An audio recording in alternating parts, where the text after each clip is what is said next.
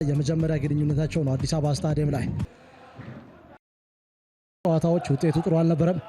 ምናልባት ይህን አጋጣሚ ወደ ጎልነት ሊቀይሩ ይችላሉ ወይ? ቶሎሳ ንጉሴ ምናልባት ብሩክ ወንዘሮች መካከል ጥሩ ድል ምናልባት ተገኑ ተሾመ።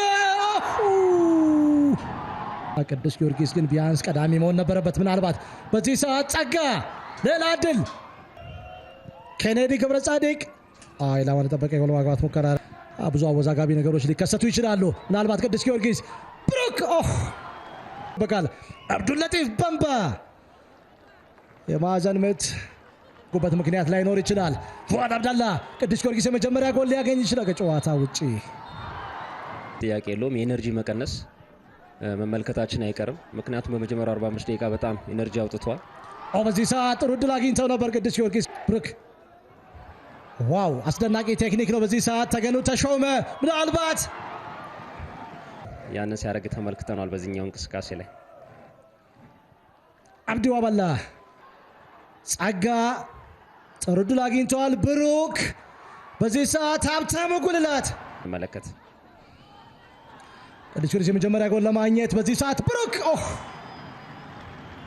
ተቀይሮ የገባው አዲሱ አዳነው የመጀመሪያ ኳስ ንክኪ ሌላ የጎል ማግባት ድል አግኝተዋል። ብርሃኑ አዳሙ የታሰበ ቅያሪ ነው በቅዱስ ጊዮርጊስ የተመለከተ የምንገኝ። አልባት በዚህ ሰዓት ቧይኳያች ጎል ማግባት ሙከራ ጎል ጸጋ የሆነው ነገር እጅግ በጣም አስገራሚ ነው። የመጨረሻ ደቂቃ ጎሉ ልግጀም ጣፋጭ ነው። አርባ ምንጭ ከነማ ላይ ጎል ካስቆጠረ በኋላ የመጀመሪያ ጎል ሆኖ ተመዝግቧል።